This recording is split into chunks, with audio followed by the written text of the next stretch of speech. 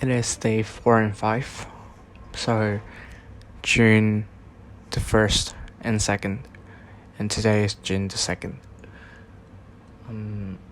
So on June 1st, the chief editor of the Global Times, a Chinese news outlet, which is state-owned, so a major source of propaganda, they claim that the protests for police brutality in America right now are funded, organized, trained, and motivated by Hong Kongers. Don't know how to react to that. If we are doing what America's doing, I think the protests are gonna end soon. Like, if we just go burn down any buildings that we don't like to see, and we rob anyone that we don't like, and you won't see peaceful protests, you won't see international support, you won't see this issue spanning across the entire year. Like, something will have been done to stop it, one way or the other. Sorry. Yep. And also, the foreign minister of the UK, Dominic Raab, said in a tweet that they are working internationally to carry out a lifeboat scheme for Hong Kongers. So basically, this is a scheme that internationally countries would take Hong Kongers as refugees.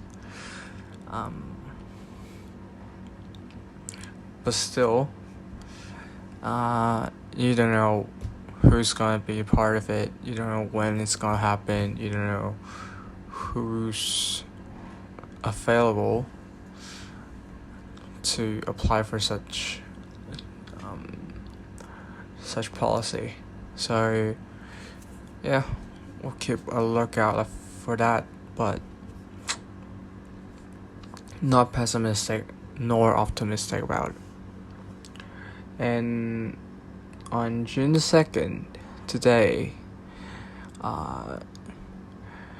the regularly held yearly event on June the 4th for the memorial of the Tiananmen Square massacre. The gathering was not approved by the Hong Kong police. This marked an end for this yearly tradition, lasted for 31 years. At the same time, the law that prohibits social gatherings for more than 8 people extended for 2 months. This is the longest extended period the government has ever issued. Previously, it was just 2 weeks by 2 weeks by 2 weeks. This time they just straight up did 2 months. It's hard to not say that all of these actions by the government don't have political motive.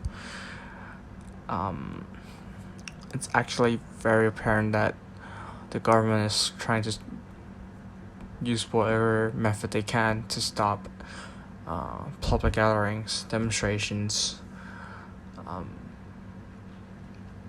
protests, for those who against the national security law, and also those that are asking for democracy or even independence.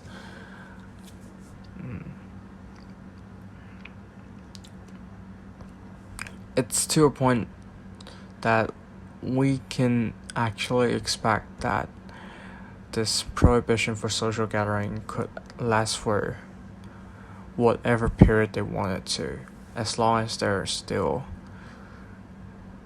noises and sounds in their ears that are against the government's agenda.